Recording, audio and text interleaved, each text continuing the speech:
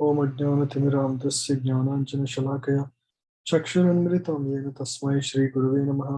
श्रीचैतन्यमनोभीष्टं स्थापितं येन भूतले स्वयं रूपा कदा मह्यं ददाति स्वपदान्तिकं। वन्देऽहं श्रीगुरो श्रीयुतापदकमलं श्रीगुरुं वैष्णवांश्च श्रीरूपं सागरजातं सागररघुनाथान्वितं तं सजीवं साद्वैतं सावधूतं परिजनसहितं कृष्णचैतन्यदेवं श्रीराधा कृष्णपादान् सहगणविता श्रीविशाखान्वितांश्च। हे कृष्णा करुणा सिन्धो दीनबन्धो जगत्पते गोपेश गोपिकान्त राधाकान्त नमोऽस्तुते। तप्त काञ्चन गौराङ्गी राधे वृन्दावनेश्वरी वृषभानुसुते देवी प्रणमामि हरिप्रिये। वाञ्छाकल्पतरुभ्यश्च कृपा सिन्धुभ्य एव च पतितानां पावनेभ्यो वैष्णवेभ्यो नमो नमः। जय श्री कृष्ण चैतन्य प्रभु नित्यानंद श्री अद्वैत गदाधर श्रीवासादि गौर भक्तवृंद। हरे कृष्णा कृष्ण कृष्ण हरे हरे हरे राम राम राम हरे हरे। मूकं करोति वाचालं पङ्गुं लङ्घयते गिरिं यत्कृपातमहं वन्दे श्रीगुरुं दीनतारिणम्।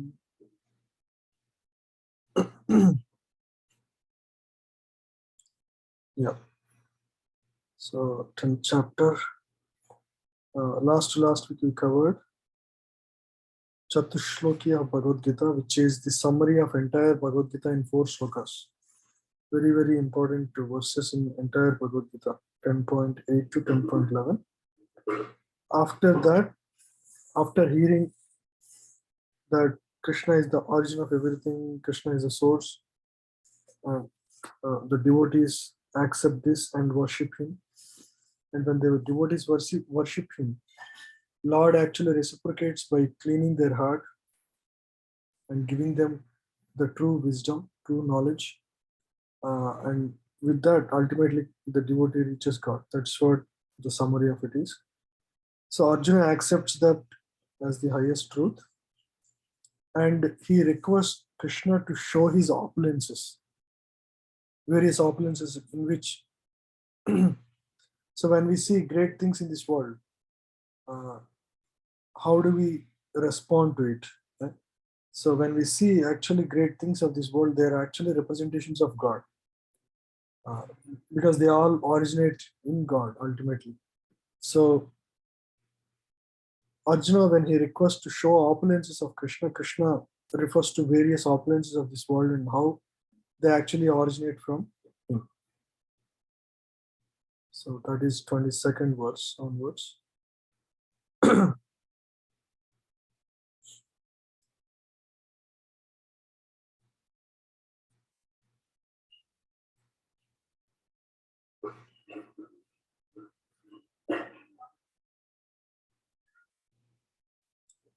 Yeah. So the opulences are described in these verses, 19 to 42. So Krishna describes the most prominent among his limitless, all-pervading opulences. Names his opulences and then explains that these opulences simply indicate a fraction of his glory. His glory is unlimited, and he indicates that these opulences are just but a fraction of his glory, because he pervades and supports the entire universe with a mere fragment of his total potential. Why it is a fraction? Because he is so unlimited, this entire universe is just a mere fragment of his total potential. You can imagine how powerful is Krishna. Yeah. So Krishna is unlimited, and it's not possible to comprehend the greatness by our limited senses. Right? So then why do devotees try to understand Krishna? The answer is not on the principle to know Krishna fully at any specific time or any state of life. Rather, the topics of Krishna are so relishable, they appear as nectar. So, topics of Krishna are nectarian to the devotees. So, they relish parasparam, they will exchange with each other these discussions about Krishna, because they are very, very close to their heart. They enjoy them and take transcendental pleasure. It's not material pleasure, it's spiritual pleasure. to describe or to hear the glories of Lord. Yeah. Krishna knows the limit of the living entities and therefore agrees to state only the principal manifestations of his different energies. Pradhanyata. So Krishna says, I'm going to just explain about some of the principal manifestations.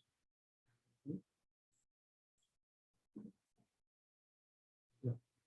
So let's in text 20 he says first, I am the super soul. Super soul is the Lord within the heart, right? Seated in the hearts of all living entities. I am the beginning, the middle, and the end of all beings. I am the source.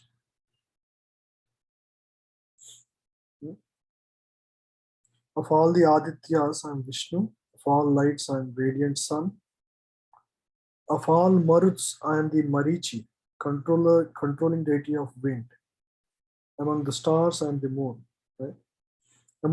When stars meaning here, it's not literal word as we know in science. Right? It's all illuminating objects. Of all the illuminating objects, moon is the most prominent one in the sky. So moon represents Krishna.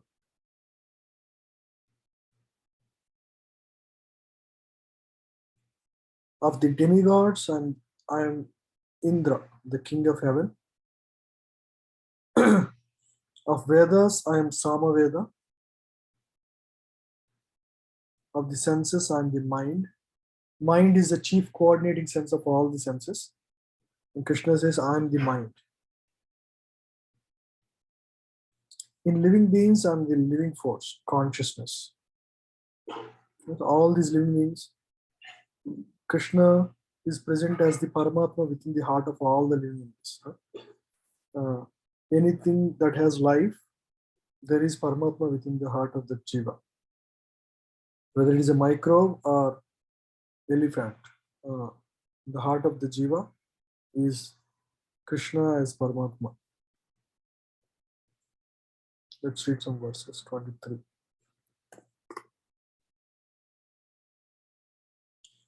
Rudranam Shankaraschasmi Rudranam Shankarashtasmi Vittesho Yaksha Rakshasam Vittesho Yaksha Rakshasam Vasunam Pavakaschasmi Vasuna Pavakashchashmi Meru Shikaranam Ahom.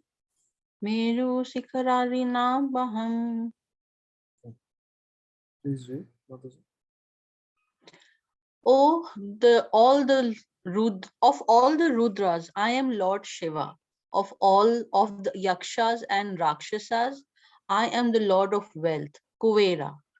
Of the Vasus, I am fire, Agni, and of mountains, I am Meru. Meru is the greatest mountain in the existence. Okay. So Yakshas and Rakshasas is Kuvera, the master, treasurer of all the demigods.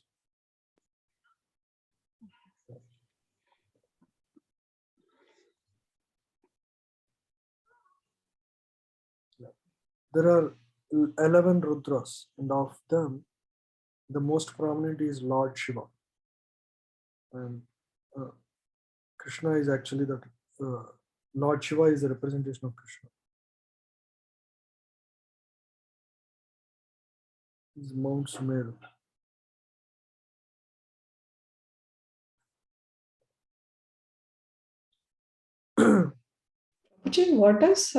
What are Rudras exactly? Rudras are personalities. There are 11 of them. They exist in various locations within the universe. Bhagavatam describes exactly the role. Each of them have a specific role, especially in the annihilation of the universe. So they basically serve that role. Yeah. Okay. Yeah, there are more details in Bhagavatam. I don't have it on top of my mind. You can find out more in Bhagavatam. Okay, Prabhuji. Yeah. Universe has so many personalities, who are controlling. We don't know exactly how these things. For example, like we get some vegetables in the market, but there are so many people behind that are working and getting things right. Uh, we can't see when we go buy vegetable. We don't know. Uh, so there is a lot of mechanism that goes on behind. The universe is managed and maintained with so many subtle living entities. We don't even know who they are. So that's referring to Rudras is one specific role that they take care of certain things within the universe.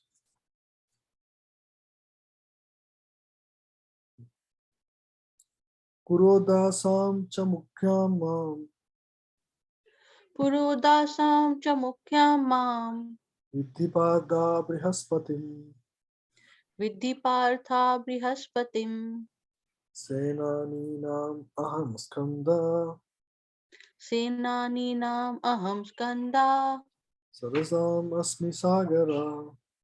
Sarasam asmi sagara. Yeah, is it?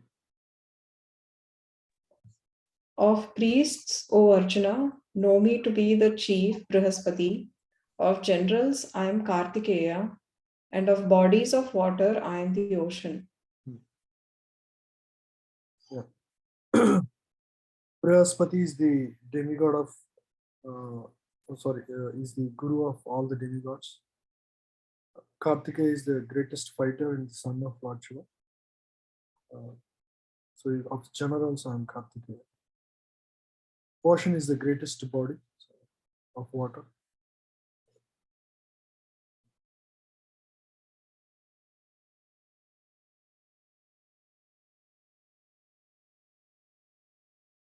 Maharshinam Bhrigurraham Maharshinam bhrigur aham Giram Asmi Ekam Aksharam Giram asmi ekam aksharam Yajnanam Japayajnasmi Yagnanam japa yagnosmi Stavaranam Himalaya.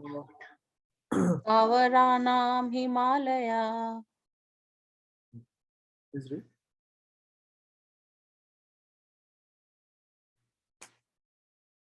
Of the great sages, I am Bhrigu. Of vibrations, I am the transcendental Om. Of sacrifices, I am the chanting of the holy names. And of immovable things, I am Himalayas. Okay? So one important thing is of the sacrifices, I am Japa. Japa is considered the highest sacrifice. That's why. To please Vishnu, what do? We perform sacrifices. Right? In Karma Yoga, you offer the fruits of your work. In Jnana Yoga, you attain eternal knowledge, wisdom. And in sacrifices, you chant the holy name of the Lord. That's the highest sacrifice, because when you are chanting, you are offering your consciousness. Right? You're not thinking about other things. You're offering your consciousness in the service of the Lord, in remembering the Lord. So that's why it's considered the highest sacrifice. Of immovable things, I'm Himalayas. Himalayas are the highest, greatest mountains in the world.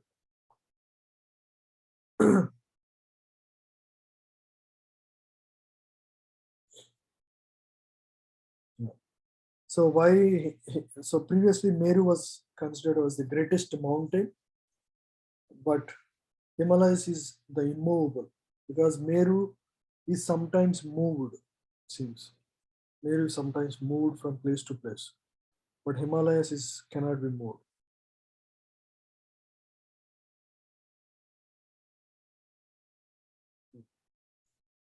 Ashwatha sarva vrikshanam Ashwata sarva अस्वथा vrkshanam सर्ववृक्षाणां devarshinam chanarada देवर्षीणां Devarshinam च chanarada नरः gandharvanam chitrarata Gandharvanam Gandharvanam Siddharatha Siddhanam Kapilo Mini. Siddhanam Siddhanam Kapilo Kapilo Muni. Muni. Please read. O all trees, I am the banana tree, and of the sea,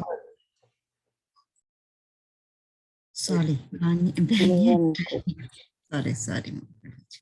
And of the sages among the demigods, I am Narada.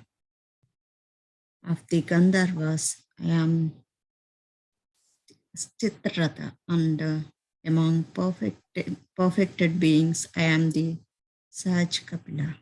Yeah.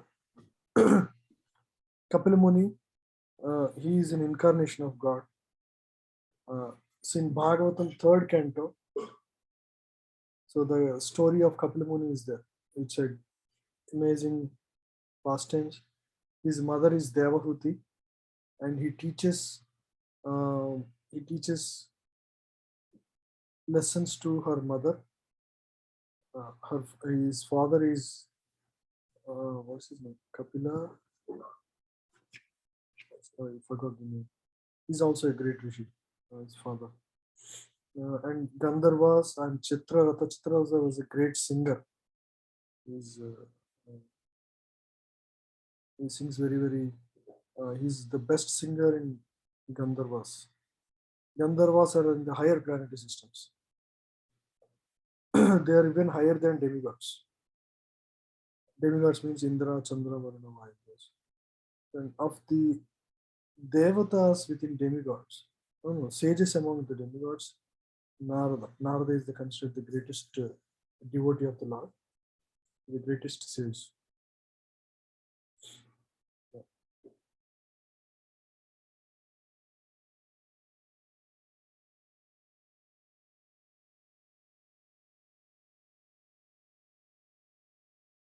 Uchchaishravasam Ashwanam Uchchai Shavasam Vasvasam Asvanam Aswanam.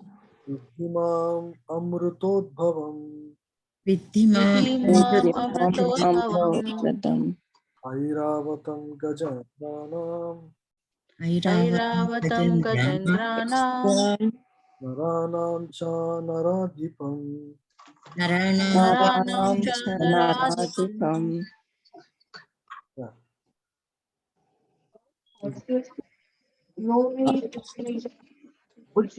Uchchaishrava produced during the churning of the ocean for nectar. Of lordly elephants, I am Eravat, and among men, I am the monarch. Naranam Cha Naradhipam.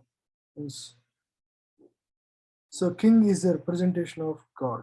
That's why they say king is the representation of God. And of Airavat, I am Airavata among elephants. Airavata is the elephant of Indra. Indra rides on the elephant called Airavata. It's the greatest elephant in the universe. So anything great in the world, we should understand it has that potency because God has bestowed that potency upon it. Right? Without God's mercy, no one can be the most powerful, the most greatest. Right? So that's the idea behind anything great in this world. Don't be fascinated by the greatness of the personality. Understand that greatness is there because it's because of the God's mercy upon the person. So yeah, when you see Uchchaishva, the greatest horse, it comes in the churning of the ocean for nectar. In Srimad Bhagavatam, it is discussed in depth in 7th canto, no, 6th canto. So there, one of the objects that comes out is there are so many things, Kaustubha jewel, and so many things come. Initially, Halahala comes, and then Uchchaishrava also comes as part of it. So that's considered the greatest horse.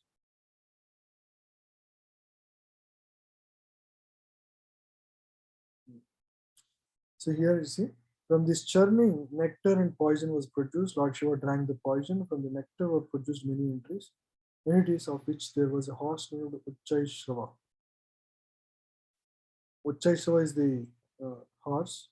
Another animal produced from the nectar was the elephant named Airavata. Because these two animals were produced from nectar, they have special significance and they're representatives of Krishna.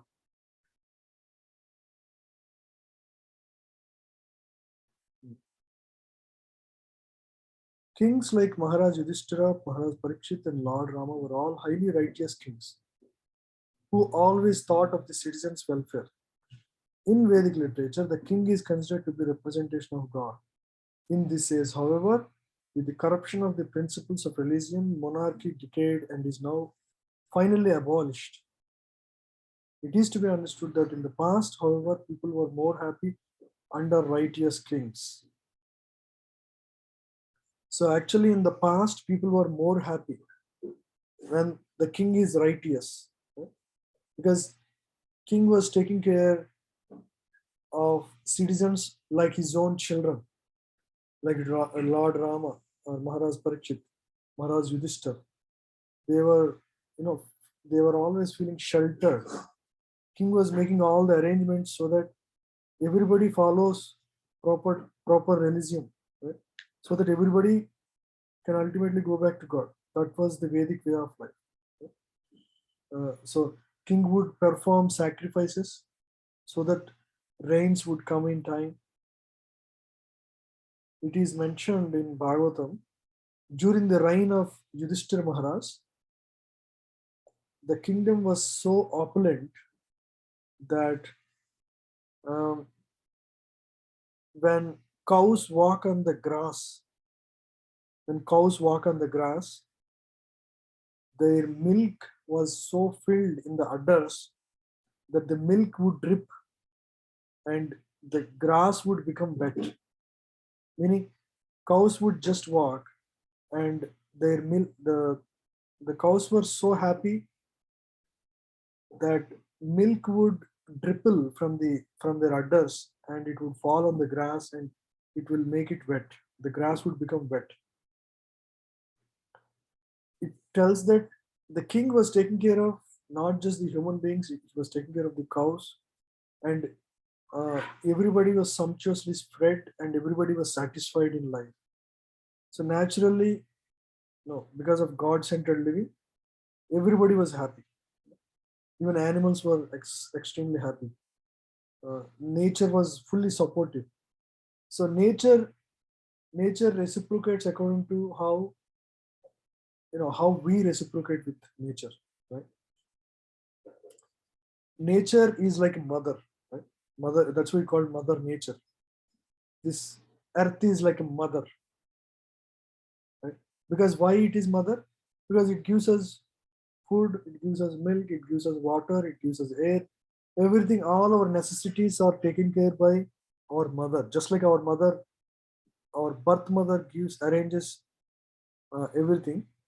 So similarly, we consider earth as a mother because earth provides all the necessities for our living. But at the same time, when we do not treat mother properly, what happens? Mother would not give the way she was giving you before. If suppose you have children, some of the children would do some injections, or they pinch you, or how do you feel?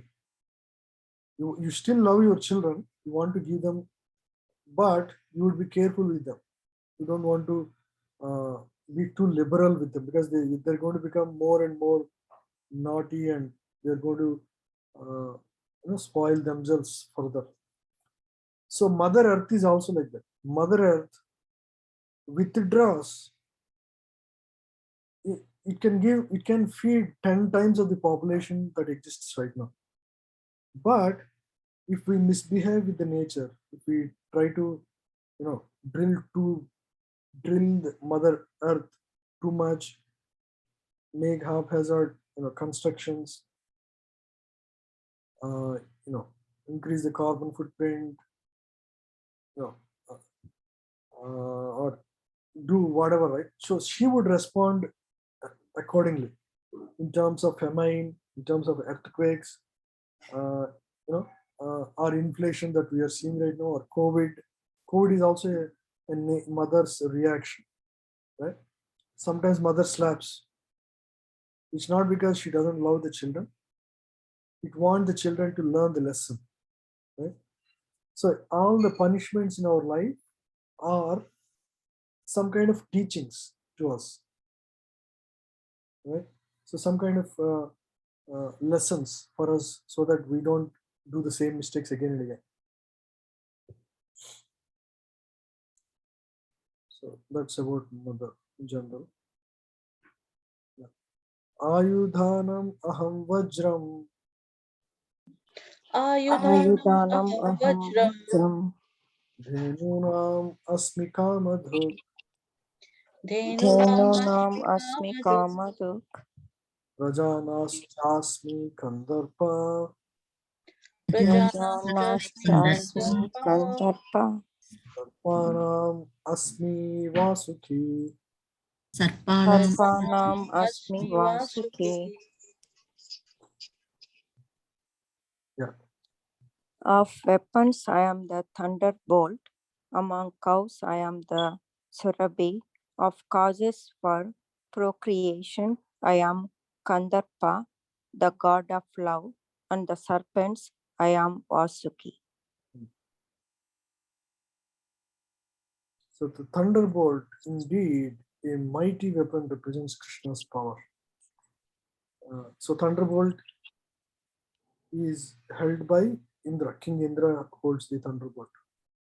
In Krishna Loka, in the spiritual sky, there are cows which can be milked at any time, and they give as much milk as one likes. Of course, such cows do not exist in this material world, but there is mention of them in Krishna Loka. In Krishna Loka, there are cows that give unlimited milk. The Lord keeps many such cows which are called Surabhi.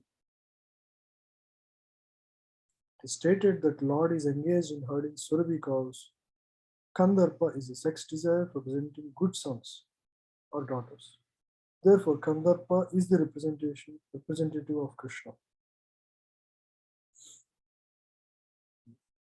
Sometimes sex is engaged in only for sense gratification. Such sex does not represent Krishna. Only when it is religiously performed. Right? So for the purpose of begetting children, that represents Krishna. Sex for the generation of good children is called Kandarpa and represents Krishna. Anantaschasmi naganam Anantaschasmi Avantaschasmi naganam naganam. varuno yadasam aham Varunoya Varuno yadasam aham. pitranam aryama chasmi Pranam Pitranam Chasmi aryamachasmi. namaha samyamatam aham. Mahasamyamatam aham. Yeah. Is it? Of the many hooded Nagas, I am Ananta, and among the aquatics, I am the demigod Varuna. Of departed ancestors, I am Aryama, and among the dispensers of law, I am Yama, the lord of death. Yamaraj. Yamaraj is the Lord of Death. After the Jivas complete their lifetime here, if they were to be punished, they will be sent to Yamaraj. Yamaraj himself is a great devotee of Lord Krishna, but he is the dispenser of law. Lord kept him as the in charge for the dispenser of law. He has to keep a great devotee there. Why? Any idea why a great devotee has to be kept in Yamaloka to be the in charge? Any thoughts? Just I want to hear. Because Lord want True justice to prevail. Justice to prevail, that's good for me. Yeah. One more point. Any other point? Maybe the whatever karma we do for that. Right, that's true. A devotee is also naturally very, very kind and merciful. So if the dispenser of law is, kind of sadistic, then the punishment will be more generally, right? Because this guy did this mistake. If you are in charge, for example, police people, sometimes we see they are too atrocious or they are too aggressive. They use their position to basically exert their power, especially when people are in power and position. At the same time, if they are also kind-hearted and compassionate, it will really help the people who are, subordinates. For example, jivas are sent there for punishment. But because Yamaraj is a great devotee of Lord, naturally he is extremely compassionate to the people who come there. Even though he has, he doesn't enjoy giving the punishment, but because it is service to Lord, he accepts that service. You see, that is how a great devotee does. In sixth canto, you will understand the heart of Yamaraj. We think Yamaraj is a very negative character in movies and all, the show like that, but he's a very great devotee. He is an extremely great devotee. In fact, he is one of the Mahajanas. Mahajana means who knows the highest truth of religion. Like, Janaka Maharaj is one, Mother Sita's father. He's a great Mahajan. Bhishmadev is a great Mahajan. Prahlad Maharaj. Yeah, Prahlad Maharaj is a great Mahajan. Bali Maharaj is a great Mahajan. These are demons, but still they are great, great devotees of the Lord. Right? So, and again, Vyasadeva, who is the author of all the Vedic wisdom, he's a Mahajan. And Sukadeva Goswami is a Mahajan. Narada Maharshi. What is it? Narada Maharshi. Narada Muni is also a great Mahajan. Yeah. So these are all great devotees. They know the final conclusions of religious principles. So Yama is one of them. Yeah. But being a great devotee of the Lord, he has not even little pleasure in giving punishment to other jivas. But because he is a devotee, he accepts whatever is the service to the Lord, he accepts that and he performs that.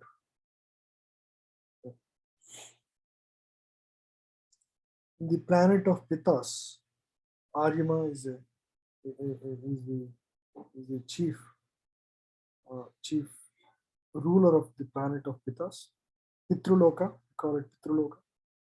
We do Pindadan every year for the departed souls. He's the in charge of it, so he's represented everywhere. Krishna is represented by all these great devotees.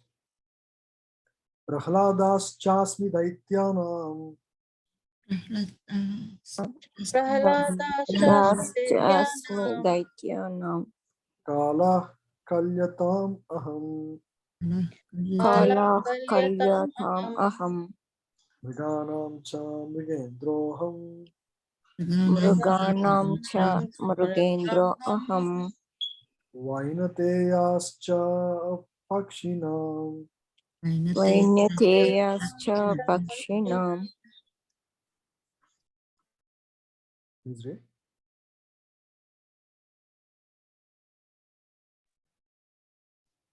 Among the Daitya demons, I am the devoted Prahlada. Among subduers, I am Time. Among beasts, I am the lion. And among birds, I am Garuda. Garuda is the greatest carrier of Lord Vishnu. He's representation of Lord. Among beasts, I am the lion. Lion is the greatest beast, the king lion cow. Among the subduers, I am time. Time takes away everything, right, from us in terms of material positions. Spiritual positions, nothing can be taken by time, but time takes away everything. Among the Daityas, Daitya demons, I am the great devotee Prahlad Maharaj.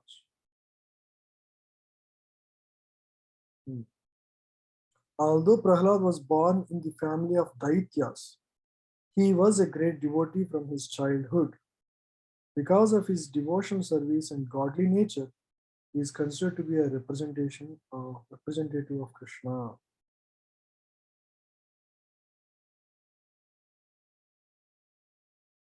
Pavana Pavatam Asmi. Pavana Pavana Pavatamasmi.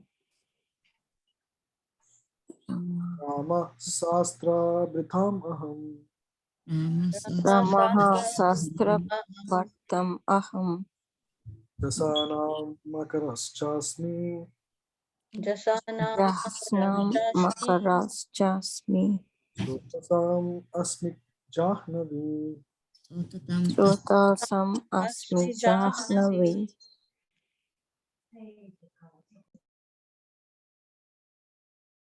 Yeah, please read. Of purifiers, I am the wind. Of the wielders of weapons, I am Rama. Of fishes, I am the shark. And of flowing rivers, I am the Ganges. So of all the rivers, Lord is Ganges. It's ever pure, cannot never be contaminated. Of the fishes, I'm shark, greatest fish. And the greatest wielder of weapons is Lord Rama, and so he's considered representation of Krishna. Of purifiers, I'm wind. Of all the purifiers, wind is considered the greatest purifier.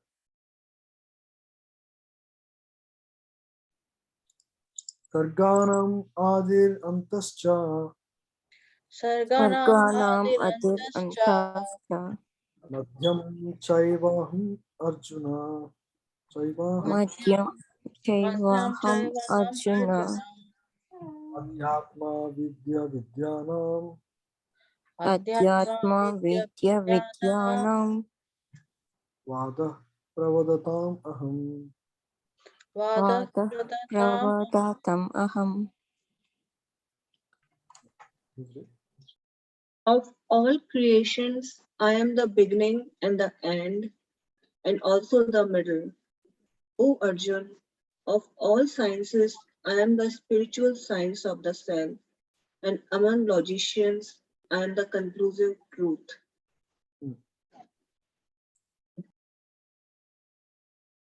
Yeah, so we know about the creation, because why Lord said beginning, middle, and end, because we discussed about this, right? As explained before, cosmic manifestation is created and conducted by Mahavishnu, Garbhodaksa Vishnu, and Kshirodaksa Vishnu, and then again it is annihilated by Lord Shiva. Brahma is the secondary creator, is like the chief engineer. All these agents of creation, maintenance, and annihilation are incarnations of the material qualities of the Supreme Lord. Lord Shiva, Brahma. So they're all material qualities of Supreme Lord, even including Kshirodaksa Vishnu. These are all incarnations of material qualities. Therefore, he is the beginning, middle, and the end of all creation.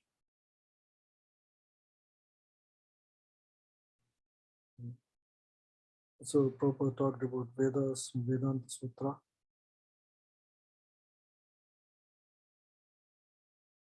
Of these, the book which represents Adhyatma Vidya, spiritual knowledge, in particular the Vedanta Sutra, represents Krishna. Vedanta Sutra is the final conclusive wisdom of all the Vedas. It's collection of short aphorisms. Aphorisms means short sutras, like Brahma Sutras. seed-like formulas. Right? So, they are the final conclusive truths. Vedas gave them. It's about, I think, 800 or so sutras. Even after giving them, he was not very satisfied in the heart, and so finally he wrote the final scripture on the instruction of Narada Muni. What is that scripture? Anyone knows what is the final scripture of Veda? Srimad Bhagavatam. Srimad Bhagavad.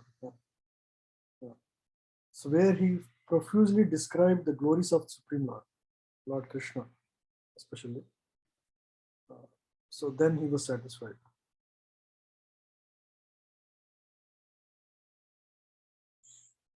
Aksharanam akaro asmi Aksharanam akaro asmi. Dvandva samasikasya Dvandva Dvana samasikasya cha. samasikasya cha. aham eva kshaya kalo Aham Aham eva eva kshaya kshaya kalo. kalo. dhataham vishvato mukha. Dhataham Datam vishvato visvato mukha. mukha. Yeah. Yeah. Please read. Of letters, I am the letter A, and among compound words, I am the dual compound. I am also in inexhaustible time, and of creators, I am Brahma. Yeah. Is the beginning alphabets.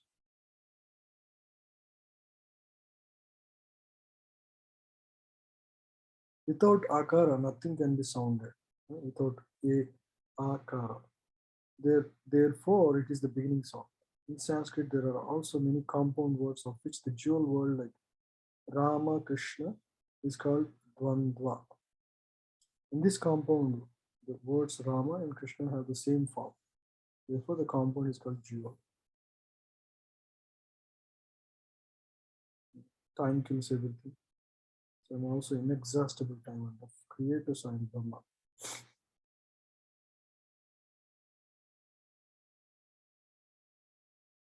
Mrityuh sarva haraschaham Mrityu Mrityu sarva sarva harascha ham. udbhavascha bhavishyatam Udbhavascha Udbhavascha bhavishyataam. bhavasyatam. kirtishtam Tishtirvakacha Kirtisirvaksanadinam. narina narin. kshama. Smithirmeda Smritirmedaditi kshama. britiska britiskam. Please read.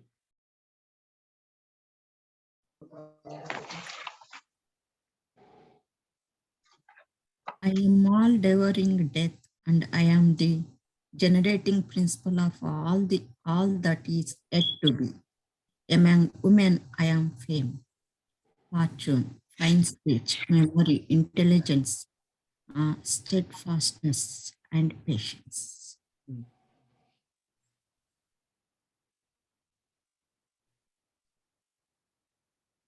Yeah.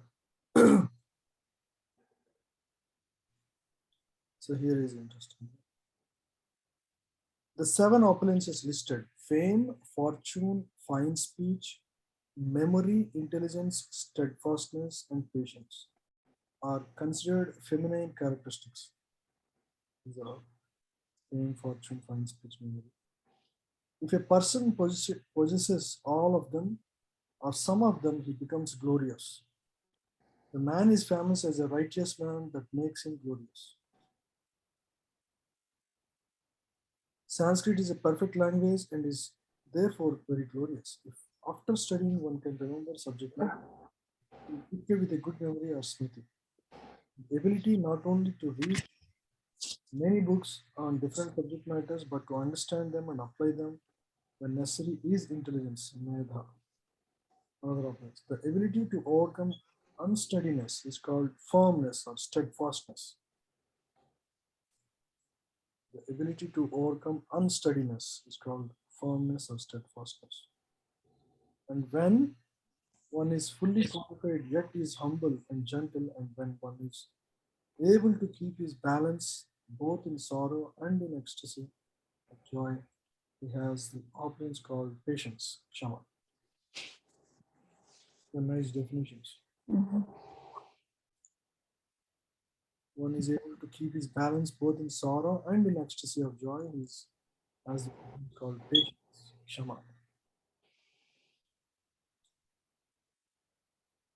Brihatsama tata samnam Brihatshama tatha samnam. gayatri Trichandasam aham. Gayatri Gayatri Trichandasam chandasa. aham. masanam margashirshoham Masanam Masanam margasyoham. margasesaham. Imam Kushumakara. Utanam Prananam kusumakara. kusumakara.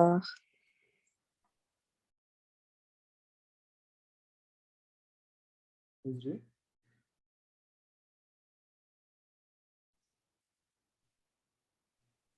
No. of the hymns in the Samaveda, I am the Brihat Sama. And of poetry, I am the Gayatri. Of months, I am Margasisha. November, December, and of seasons, I am flower bearing spring. So the best of seasons is called spring. Gayatri is considered, Gayatri mantra is considered the highest poetry.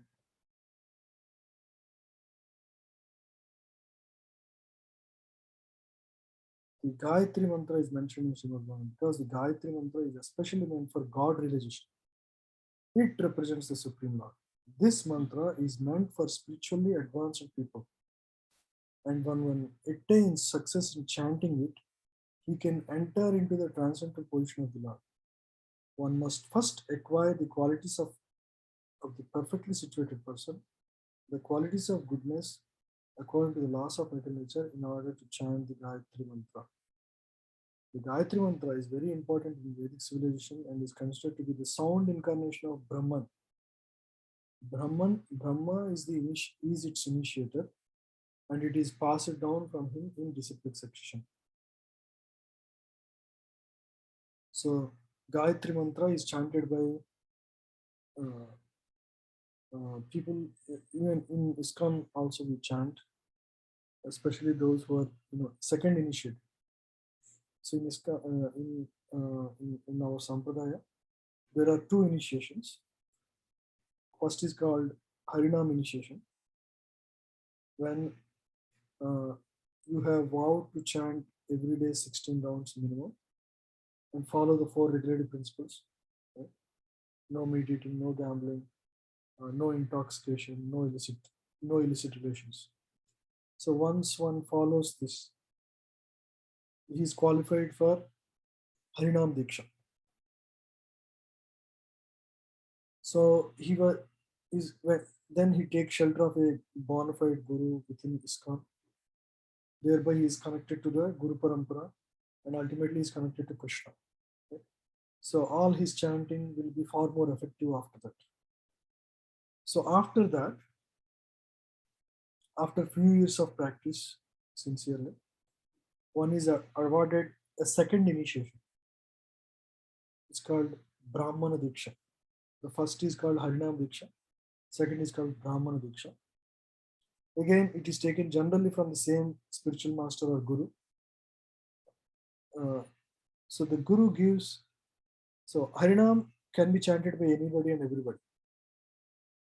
But Brahmana Diksha is given for those who are more strictly following these principles and engaged in the service of temple and engaged in the service of the deities. So Brahman Diksha is given to them. At the time of giving Brahmana Diksha, they give the Gayatri mantra. The guru gives in the ears of the disciple Gayatri mantra, which the disciple is supposed to chant every day 3 times. Morning between 6 and 7, afternoon between 12 and 1, evening between 6 and 7, 3 times. In 3 sandhyas, the period between 2 periods, the period between night and day, noon and evening, afternoon, and then evening and night. So between the sandhya is the best time to get the best result.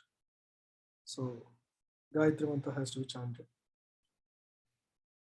So that is this. It was actually originated from Brahma. Brahma gave this mantra. So as part of this, we chant few mantras that helps with the God realization much faster.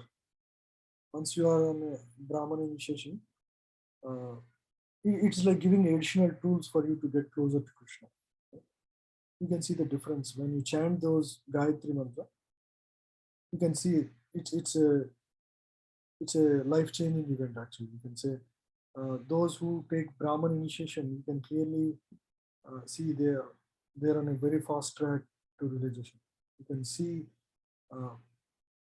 within the devotees of ISKCON also, you can see they're on a fast track.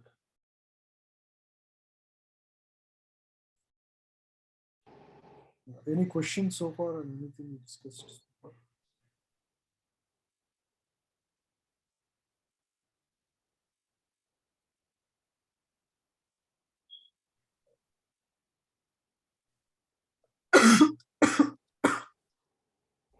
Prabhuji, when he says he is Brahma, but actually Brahma is different, right, from the Lord. So just wanted to understand that, like, because here he says he's so many different things.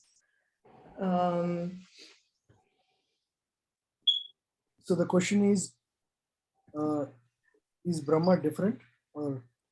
Brahma is different, right? Like Brahma is not the same. Like Brahma, you had mentioned before that Brahma is just a designation, and different living entities can rise to the level and be designated as Brahma.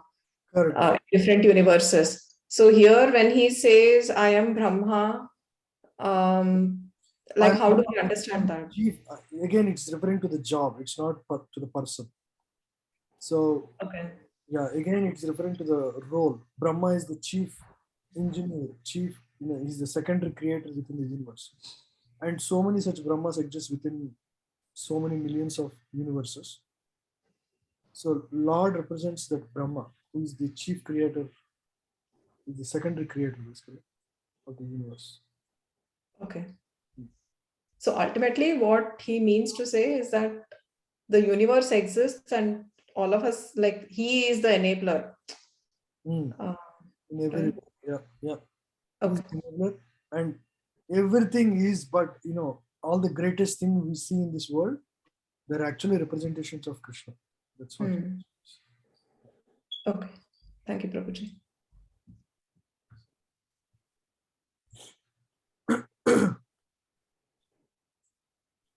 The month of November, December is considered the best of all months because in India, grains are collected from the fields at this time and the people become very happy. Sankranti is celebrated in India in the month of December for this reason, because that's the crop season. Of course, spring is a season universally liked because it is neither too hot nor too cold, and the flowers and trees blossom and flourish. In spring, there are also many ceremonies commemorating Krishna's pastime. Therefore, this is considered to be the most joyful of all seasons and is the representative of the Supreme Lord Krishna. Jutam chalayatam asmi. Jutam Jutam chalayatam asmi. Tejasvinam aham. Tejasvinam aham. Jayosmi vyavasayo asmi. Jayosmi vyavasayo asmi. Sattvam sattvatam aham. Sattvam sattvatam aham. Please read. I am also the gambling of cheats, and of the splendid I am the splendor. I am victory, I am adventure, and I am the strength of the strong. So there are many kinds of cheaters all over the universe. Of all cheating process, gambling stands supreme and therefore represents Krishna. As the supreme, Krishna can be more deceitful than any mere man. If Krishna chooses to deceive a person, no one can surpass him in his deceit. His greatness is not simply one-sided; it is all-sided. Yeah. Nobody can cheat Krishna. No one can take shortcuts or achieve the highest without the effort. No one can cheat Krishna. Among the victorious, he is victory. The splendor of the splendid. The enterprising and industrious, he is the most enterprising and the most industrious. Among adventurers, he is the most adventurous. And among the strong, he is the strongest. When Krishna was present on earth, no one could surpass him in strength. He is the strongest. Even in his childhood, he lifted Govardhana. No one can surpass him in his cheating. No one can surpass him in splendor. No one can surpass him in victory. No one can surpass him in enterprise. No one can surpass him in strength. He is the supreme of all.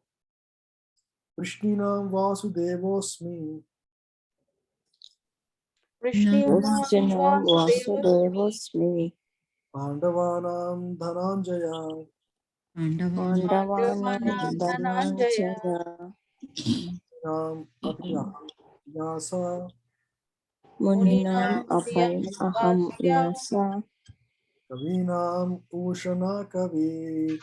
Kavina Kavinam Kavinam Ushana Oshana Kavi. Kavi. Yeah, please read. Of the descendants of Varshni, I am Vasudeva, and of the Pandavas, I am Arjuna. Of the sages, I am Vyasa, and among great thinkers, I am Ushana. Ushana. Yeah, so here is important. Krishna is the original personality of Godhead, and Baladeva is Krishna's immediate expansion. Both Lord Krishna and Baladeva appeared as sons of Vasudeva. So both of them may be called Vasudeva. From another point of view, because Krishna never leaves Vrindavana, all the forms of Krishna that appear elsewhere are his expansions. Vasudeva is Krishna's immediate expansion. So Vasudeva is not different from Krishna. It is to be understood that Vasudeva referred to in this verse of Bhagavad Gita is Baladeva or Balarama, because he is the original source of all incarnations, and thus he is the sole source of Vasudeva. The immediate expansion of the Lord are called Swamsa, personal expansions, and there are also expansions called Vivinnamsa, separated expansions.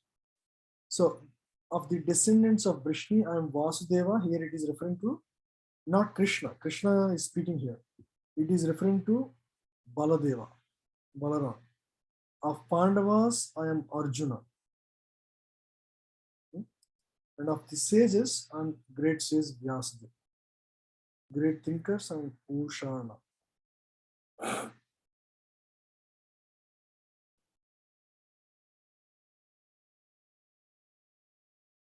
Among the Kavis, Ushana, the Sukracharya, was a spiritual master of all the demons. He was extremely intelligent and far-seeing politician. The Sukracharya is also another representative of opulence of Krishna. And Vyasadeva is also known as an incarnation of Krishna. Therefore, Vyasa also represents Krishna.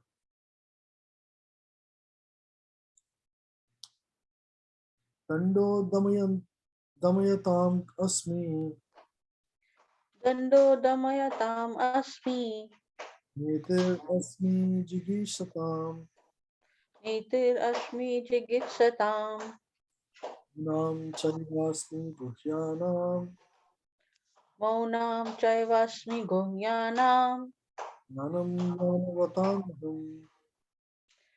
Nanam Jnatvatam Aham.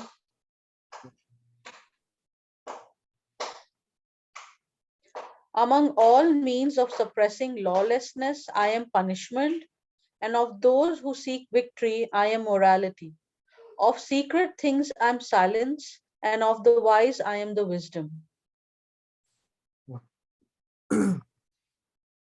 Is the punishment. So punishment is actually mercy of Krishna. That's how one should say. Yeah. The highest moral one would always be victorious. And of secret things and silence, of the wise and the wisdom.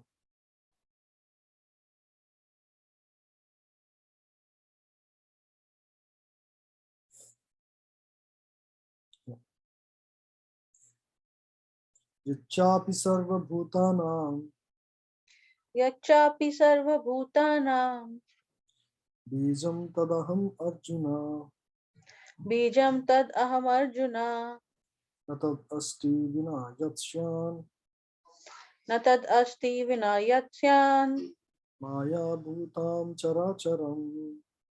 maya bhutam characharam. Okay.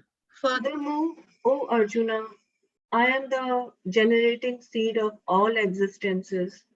There is no being, moving or non moving, that can exist without me. Mhm. Yeah. There is no being moving or non-moving. Non-moving. Moving means all of us we have legs. Non-moving means trees. Can exist without me. Everything exists. I'm the generating seed of all existence. Okay? Bijam tadaham Arjuna. Chapi sarva bhutana. Generating seed of all existence. He is the source. He is the father of all. I think this is the last verse. Nantosti mama divyanam Nantusti Nantosti mam mam divyana inam parantapa vibhutinam Vibhavam parastapa esha tuddeshata prokto isha Isha tude sata prokto Devato bhuter vistaro maya. vibhute Vibhutir vistaro Vistaro maya. Maya. Please read. O mighty conqueror of enemies, there is no end to my divine manifestations. What I have spoken to you is but a mere indication of my infinite opulences. What I spoke to you is just a mere indication. It's just a minor, just to give you an idea. It just pointed few things in this existence that we can relate to. When we see Airavata, we see like, what a great elephant is this. When we see Vyasdeva, what brilliance is that? Like, how could somebody write so many scriptures? Huh? So we feel fascinated by these characters. Some of these characters like Prahlad Maharaj. What kind of devotion is that? Right? How one can be so devoted like Prahlad? So when we see all of these, they are but a mere fraction of Krishna's potency. So that is how great Krishna is. That's what we can infer from this verse. I think there is one last or two last verses. Let's read these two. Yad yad vibhuti matsattvam Yad yad vibhuti matsattvam Vastam jitam eva va Srimad Srimati Urjitam Uchitam eva va Eva eva vagachatvam tad tad Tat eva Eva vagachatvam Vasakatvam mama tejosma sambhavam. Mama mama Tejo tejosmasva. Masva Sambhavam. Yeah, please. Know that all opulent, beautiful, and glorious creations spring from but a spark of my splendor. Is like great statement here. Everything great you see in this world that you get fascinated, you get attracted to, it is just a mere fraction, a spark. It's a spark is in the fire. What is a spark, right? Spark is just minuscule. everything great in this existence is but a mere spark of my splendor. That is how great Krishna is. Any glorious or beautiful existence should be understood to be but a fragmental manifestation of Krishna's opulence, whether it be in the spiritual or material world. Anything extraordinarily opulent should be considered to represent Krishna's opulence. Anything opulent you see in this world, immediately understand Bill Gates' money, think that it is Krishna's manifestation only. Nothing but that. Right? He is just gifted for this fraction of time to hold so much wealth and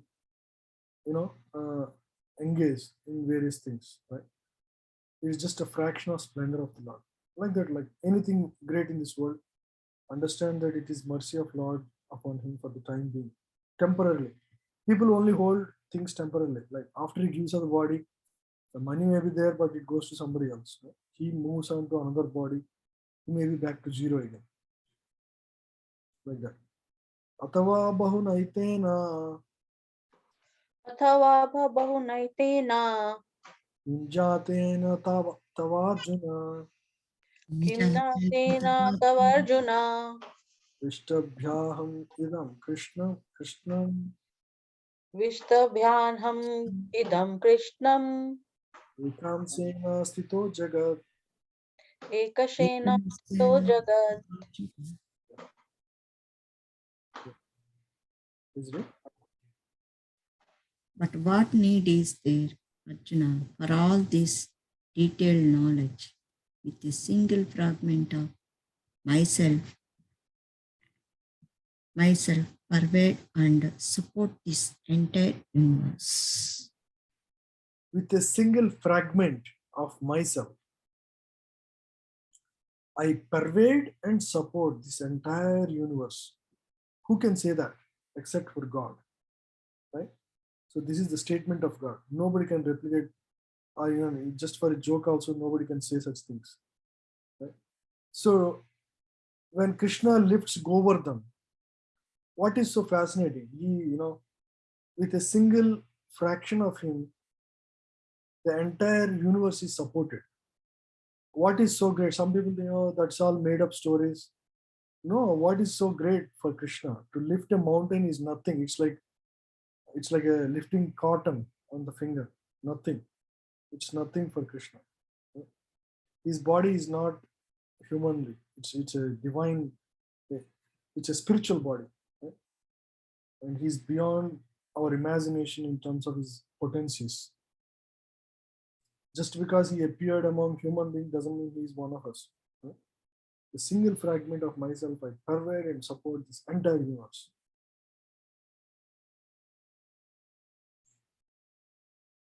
Yeah.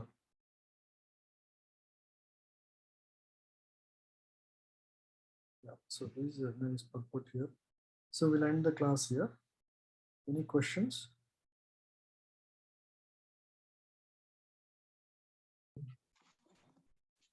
Yeah.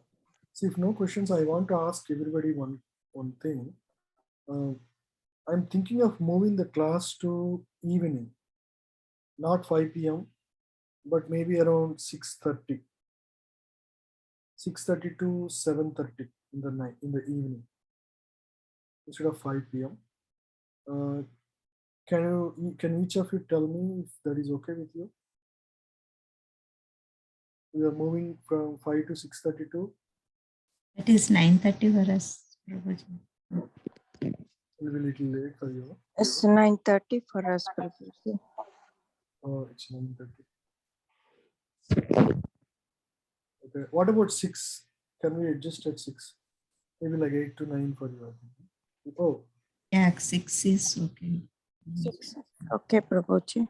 9 to 10, it's okay. the only challenge is Harilash Maharaj here, our guide here. He asked me to come for Sankirtan every Saturday, so I cannot say no to him. Today I couldn't attend, and also I'm not feeling well, so I skipped for today. But going forward, I want to attend that. It's my service to devotees here. So I want to do the service. It's not for my any other thing. No, it's not for my personal work or anything. It's just to do another service. I'll try to be there by 6 or 6:05. The thing is, it starts at 3. 3 from here. Devotees go at 3, so they reach there by 3:30, and then from then 1.5 hour we do sankirtan. Say 4 to 5, and then I'll return. I'll come around the time 6 o'clock. I'll come and I'll immediately start. So I wouldn't have I kept like 6:30 so that I might have some buffer time. But I think you can manage it. Yeah, you can manage it. Prabhuji, I think 6:30 should be fine because You also need your buffer time, right? Because you are doing service and half an hour shouldn't make any difference. What do you think, Uma Mataji and Rani Mataji?